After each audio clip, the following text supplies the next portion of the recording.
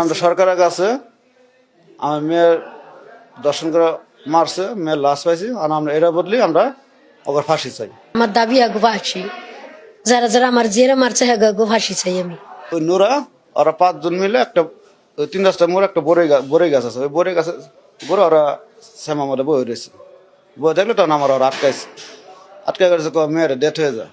আমি বলছি মেয়ে ডেথ হয়ে যাবো না, মেয়েটা আমার, তো তুই ডেথ হয়ে যা, না তোর যার সমস্যা আছে। আমি কি সমস্যা আছে, তোরা মাইরে লয়ে যাবো, আমাকে ফেলে তুই নিয়ে যা। পরে এই কথা কইতে আমার 5 জনে মোটে 2জন আমার পিছিয়ে হাত ধরে আসছে, 5 জনের, আর নোরা আমার পেটন চাক্কু ধরছে ধরে, আর 2 জনে মেয়ের হাতে ধরে টান মেরে তুলা করে মেয়ে পুব্বা দৌড় দিচ্ছে। দৌড় দিলে তখন আমি ওই পিছিয়ে 2 জন, ওই 2 জন ধর নোরা চাক্কু ধরে রাখছে। তো 4 জন গেছে গা, তখন চটকানা মারছি, তো সারে না, তা না পরে করেছে বেশি লড়াচড়া করবি না, লড়াচড়া করলে মারিয়ে দেবো কই হেরা। পরে আমার সাইডে আমার ফালাই দিয়ে নোরা দৌড়। তখন আমি কুচতে মোবাইল বাই করে পরে আমার ওয়াইফের ফোন দিছি, ছেলেরা নিয়ে একটু ওই দিক দেয় বিলফারা মাথাত। নোরা আমার পেটে চাক্কু ধরা, আমার ফান্দামে আর কয়েকজন ধরা মেয়েরা নিয়ে গেছে। আমরা সরকারের কাছে আমার মেয়ের দর্শন করে মারছে, মেয়ের লাশ পাইছি, আর আমরা এরা বদলি আমরা ওকে ফাঁসি চাই।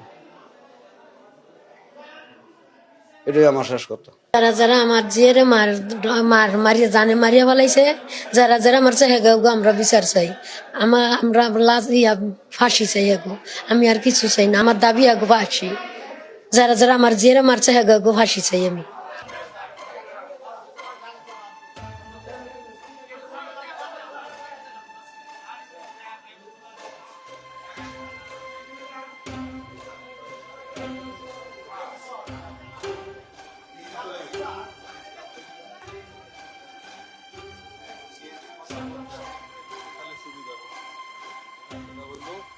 ডিআইজি ব্রিফ করছে, ডিআইজি যে শটটা আমি জীবন ভাইয়ের হোয়াটসঅ্যাপে দিয়ে রাখছি, হ্যাঁ, এবং আমার ওই যে ভিকটিমের বাবা মার বাইট আমার কাছে আছে, আসামির ছবি আছে, সব দিয়ে দিচ্ছে। আপনি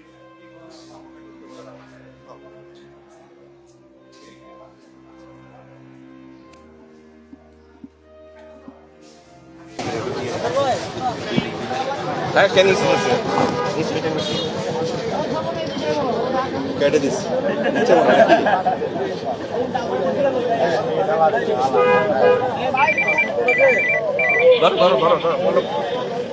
রাইট।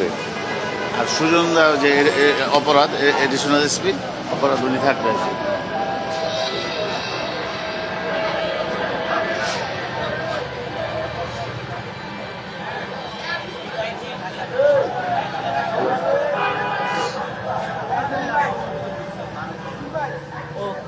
আমি আরো কিছু বাইট দিব, একটা আর কিছু দিব আসামির।